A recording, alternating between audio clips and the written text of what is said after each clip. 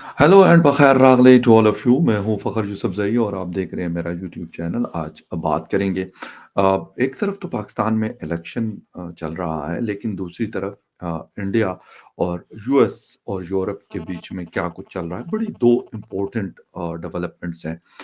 एक तो ये है कि स्विट्ज़रलैंड के साथ और कुछ यूरोपियन कंट्रीज़ के साथ मोर देन 100 बिलियन डॉलर्स की डील हो रही है इंडिया और उनके दरमियान, स्विट्ज़रलैंड के दरमियान। इस पे हम बात करेंगे। इसके साथ-साथ निकी हेली का एक स्टेटमेंट आया है बड़ा इम्पोर्टेंट, और वो कहती है कि उम, मुझे India think that US is week, so strategically remains aligned with Russia.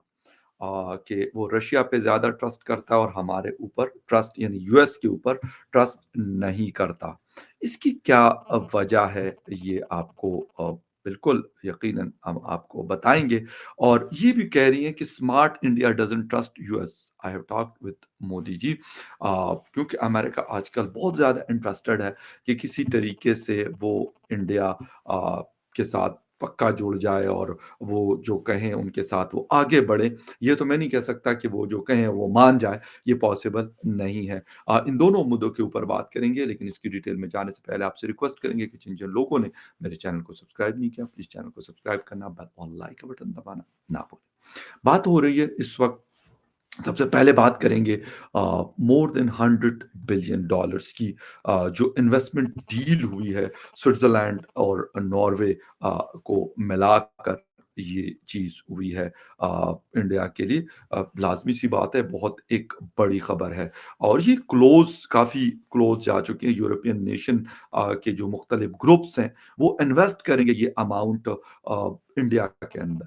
इससे आप अंदाज़ा या हम अंदाज़ा लगा सकते हैं कि यूरोपियन मोस्टली कंट्रीज़, नॉर्वे हो, स्विट्ज़रलैंड हो, बड़ी स्ट्रॉन्ग, मतलब है तो कंट्रीज़ छोटी, लेकिन टेक्नोलॉजिकल वाइज़ अगर देखा जाए तो उसमें बहुत आगे है।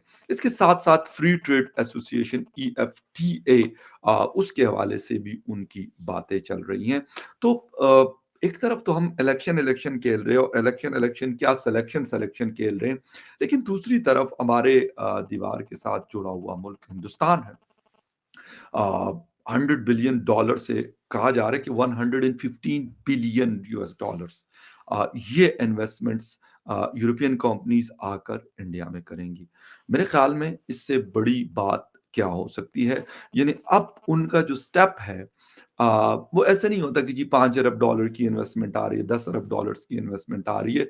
वो अब 50 billion dollar, 100 billion dollar, 80 billion dollars, इस तरह की इन्वेस्टमेंट आ रही है। और एक बात मैं आपको बता दूँ, नरेंद्र मोदी साहब का 2-3 दिन पहले एक क्लिप मैं देख रहा था, पार्लियामेंट में स्पीच कर रहे थे।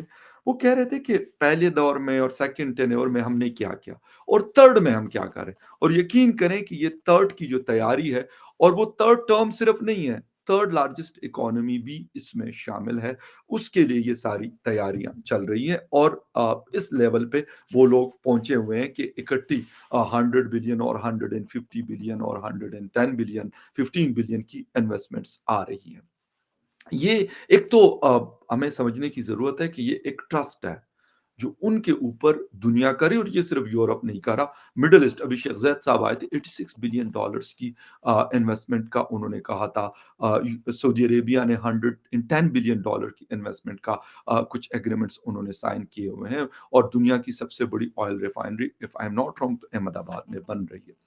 अरामको के साथ मिलकर, लोकल कोई ग्रुप है शायद, अडानी या अंबानी ग्रुप के साथ। अब ये वाली चीज़ें जब हम देखते हैं और हम अपना हिसाब-किताब देखते हैं, तो अनफॉर्च्यूनेटली ना तो हमारे यहाँ डेमोक्रेसी स्ट्रेंथन हुई, ना कोई पॉलिटिकल स्टेबिलिटी में स्ट्रेंथ आया, ना इकोनॉमी में, ना सिक्योरिटी सिचुएशन में, ना किसी और चीज़ में, ना हमारी फॉरेन पॉलिसी के अंदर वो स्ट्रेंथ, वो पावर आई कि जिसके साथ दुनिया चलती है और दुनिया कहती है, वाह यार! क्या बात है! ये जो बात कर रहे हैं, ये बड़ी सॉलिड है और ये बड़ी वैलिड है। हमारे यहाँ वो कुछ भी इस किस्म का नहीं हुआ। आज भी हम आईएमएफ से लोन के चक्कर में लगे रहते हैं और वो रोज़ नई-नई कंडीशंस लगाकर हमें लोन दे तो दे देते हैं, लेकिन हमारा जो जीना है, वो मज़ीद मुश्किल कर दिया जाता है। अब इलेक्शन हो के इसके बाद क्या इस किस्म की कुछ चीज़ें होंगी, मैं ये तो नहीं कहता कि इकट्ठी, क्योंकि हमारा जो सीपैक है, जो 10 साल पहले स्टार्ट हुआ था, वो टोटल $60 बिलियन डॉलर्स का है। तो इतनी बड़ी-बड़ी इन्वेस्टमेंट्स तो नहीं, लेकिन अगर छोटी इन्वेस्टमेंट्स भी आना शुरू हो जाए, तो उससे पाकिस्तान की इकोनॉमी को भी फ़ायदा हो सकता है और पाकिस्तान स्ट्रेंथन भी हो सकता है। लेकिन अनफॉर्च्यूनेटली इस तरह की चीज़ें हमें देखने को नहीं मिल रही। अच्छा, यूरोप के साथ-साथ अमेरिका क्या कर रहा है? निकी हेली अभी जो इलेक्शन में कैंडिडेट है रिपब्लिकन की, वो कह रही कि इंडिया ट्रस्ट नहीं करता। अच्छा, मेरी जितने भी इंडियन दोस्तों से बात होती है, तो कहते हैं कि रशिया हमारा टेस्टेड अलाय है। चीन के साथ हमारा मामला रहा हो, पाकिस्तान के साथ हमारा मामला रहा हो, इसके अलावा अगर कुछ रहा हो, तो वो खड़ा रहा है हमारे साथ। अमेरिका की जो हिस्ट्री है, मतलब पाकिस्तान के साथ हम देखते हैं, सऊदी अरेबिया के साथ हम देखते हैं, बाकी दुनिया की कंट्रीज़ के साथ हम देखते हैं, वो और तरीके से चलता है। अमेरिका शायद टाइम को देखता है, उस हिसाब से चलता है। अगर आपके ऊपर मुश्किल टाइम आए, तो हो सकता है वो आँखें फेर दे और आपको कहे कि पहचानने से इनकार कर दे। ये वो चीज़ें हैं जिसकी वजह से निकी हेली की ये बात, और क्योंकि हमारे इंडियन दोस्त अक्सर कहते हैं कि हम ठीक है, हमारी बड़ी स्ट्रेटेजिक पार्टनरशिप उनके साथ है और मज़ीद भी डेवलप हो रही है, बट हम उस तरह का ट्रस्ट नहीं करते जो हम रशिया का करते हैं। और मैं ये कहूँगा कि अमेरिका का सबसे बड़ा बड़ा कंसर्न भी यही है। वो चाहते हैं कि इसी तरह हमें पार्टनर बनाया जाए, इंडिया हमें इस तरह का अपना पार्टनर बना दे, चुन ले, जिस तरह वो रशिया के साथ है। लेकिन शायद हो जाए, मैं ये नहीं कहता कि नहीं हो सकता, क्योंकि सैटेलाइट की जो शेयरिंग है, पूरी दुनिया को जो मॉनिटर कर रहा होता है, वो एक्सेस इंडिया को दी जा चुकी है। जो क्यू-9 ड्रोन है, दुनिया का सबसे लीथल किस्म का ड्रोन है, वो कह रहे हैं कि हम आपको दे रहे हैं। F-16 का प्लांट वहाँ पे कह रहे हैं हम लगा रहे हैं। यानी बहुत सारी चीज़ें वो इंटरेस्टेड है, और वो बल्कि सिर्फ इंटरेस्टेड नहीं है, बल्कि कीन इंटरेस्टेड है कि वो वहाँ पे लगा रहे हैं। अच्छा, निकी हेली कह रही कि मेरी मोदी साहब से बात हुई, तो मोदी साहब वो इंसान है कि वो बड़े मतलब तरीके से चलते हैं। वो ऐसे नहीं है कि वो अमेरिका से इम्प्रेस हो जाएँगे, यूरोप से हो जाएँगे, यूके से हो जाएँगे, ऑस्ट्रेलिया से हो जाएँगे, नो। वो बड़ा, जिसे कहते हैं ना, हमारे यहाँ ज़रदारी साहब के हवाले से कहा जाता है कि यारों के यार हैं, तो मोदी साहब की ये बात है।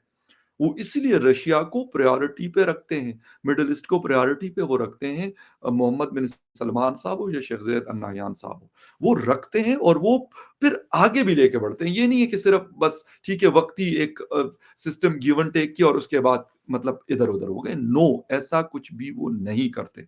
यही सबसे बड़ी उनकी एक खूबी है। मैं एक क्लिप देख रहा था आज, अ, हमारे जिसे कहते हैं शब्बर ज़ैदी साहब, चेयरमैन है, बीआर, रिटायर्ड हैं। उनके क्लिप देख रहा था मैं, किसी ने ग्रुप में शेयर किया था। वो कह रहे थे कि आपने कभी इंडियन प्राइम मिनिस्टर को सूट में, यानी टाई ये वो इसमें देखा है? तो वो होस्ट जो होते हैं, वो कहते हैं नहीं, हमने नहीं देखा। वो अपना वही वेस्ट कोट, वही कुर्ता और ये मतलब सारी चीज़ें वो पहन के कहीं पे भी जाते। कहते दूसरी बात, कभी आपने उनको हिंदी के अलावा स्पीच करते हुए देखा है? तो कहते हैं नहीं। यानी ये वो चीज़ें हैं कि वो अपनी चीज़ों के साथ जुड़े हुए हैं और यही चीज़ें उनको स्ट्रेंथन करती है। यही चीज़ें उनको रिस्पेक्टेबल बना रही है। साथ मैं ये नहीं कहता कि सिर्फ़ इन चीज़ों के ऊपर वो सिर्फ़ कुर्ता पहनते हैं तो बाकी कुछ काम नहीं करते। नो, वो अपनी इकोनॉमी को, अपनी डिफेंस को, अपने इंफ्रास्ट्रक्चर को, मैं उनको सुन रहा था, वो कह रहे थे कि हम अपने इंफ्रास्ट्रक्चर को ऐसा बना रहे हैं कि दुनिया देखेगी कि यार क्या कमाल की चीज़ बनाई है। वो रोड इंफ्रास्ट्रक्चर हो, हाइवेज़ हो, एयरपोर्ट्स हो, सी पोर्ट्स हो या कोई और कम्युनिकेशन का इंफ्रास्ट्रक्चर हो, एक से बढ़कर एक चीज़ हम बना रहे हैं और वो बनाते जा रहे हैं। यही वो चीज़ें हैं जिसकी वजह से उनकी जो दुनिया में रिस्पेक्ट है, उनकी वो सारी चीज़ें बाकी लोगों से उनको मुख्तलिफ करती है, मुख्तलिफ बनाती है। और फिर क्या निकी हेली कहती है कि वो हमारे ऊपर ट्रस्ट नहीं करते। किस तरीके से हम क्या करें कि वो हमारे ऊपर ट्रस्ट करें? मतलब अमेरिकन है और इलेक्शन कॉन्टेस्ट कर रही है, मतलब वो इंटरेस्टेड है कि यार हमारे ऊपर इनका ट्रस्ट बिल्डअप हो जाए। यूरोप क्या कर रहा है? यूरोप वो है जो 1 डेढ़ साल पहले कहा करता था कि ये रशिया से क्रूड ऑयल क्यों खरीद रहा? आज वो वही यूरोप है, जिस वक़्त जयशंकर साहब ने कहा कि आपका मसला दुनिया का मसला और हमारा मसला कोई मसला नहीं। उसके बाद वही यूरोप है कि अब वो क्या कर रहा है? वो जाके $100 बिलियन से ज़्यादा की इन्वेस्टमेंट कर रहा है। ये वो चीज़ें हैं जो मैं अक्सर कहता हूँ कि भई हमें कुछ न कुछ तो सीखना चाहिए।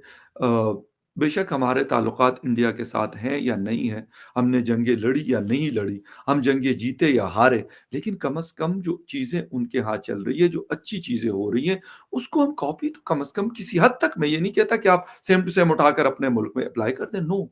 लेकिन कम से कम कुछ तो हम सीख सकते हैं कि क्या उन्होंने ऐसी चीज़ें की कि दुनिया ने उनके ऊपर वो ट्रस्ट कर रहे हैं, दुनिया उनको रिस्पेक्ट करती है। एक चीज़ तो ये है कि वो दुनिया से माँगते हैं। वो कोई चीज़, खाने-पीने की अशिया वो अपनी पैदा करते हैं। फिर बाकी IMF से, वर्ल्ड बैंक से ये इधर-उधर से कोई लोन-शोन नहीं। ये मतलब नहीं है। अपना इंफ्रास्ट्रक्चर इतना मज़बूत, बेस अपना बना दिया कि मोस्टली चीज़ें वो खुद अपने कंट्री में प्रोड्यूस करते हैं और इतनी बड़ी मार्केट है और इतनी स्ट्रॉन्ग मार्केट है कि दुनिया इस बात पे मजबूर है। वो मर्सिडीज़ बेंज हो, वो ऑडी हो, वो जिसे कहते हैं कि आईफ़ोन हो, एप्पल हो या जो भी कंपनी हो, वो कहती है कि यार हमारा सेटअप, बड़ा सेटअप इंडिया के अंदर मौजूद हो। ईयरबड्स हो, ये वो चीज़ें हैं जो उनको मुख्तलिफ बनाती है और दुनिया की चीज़ हुई उनके पास चली आती है। उनको इज़्ज़त भी देती है और उनके यहाँ आके कॉन्फिडेंस के साथ इन्वेस्ट भी करती है। हम इस लेवल पे कब पहुँचेंगे, ये मुझे नहीं पता। अभी इलेक्शन हो गया है, हुकूमत बन जाए और हम तो यही दुआ करते हैं कि हम भी इसी तरह कम से कम स्लो पेस के साथ, लेकिन एक प्रॉपर डायरेक्शन की तरफ हम भी चलना शुरू कर दें। खैर एनीवे, बड़ी इंपॉर्टेंट न्यूज़ डेवलपमेंट थी, एक अपडेट थी, मैंने कहा आपके साथ शेयर कर लूँ। मिलते हैं किसी और न्यूज़ अपडेट में, तब तक के लिए टेक केयर एंड बाय।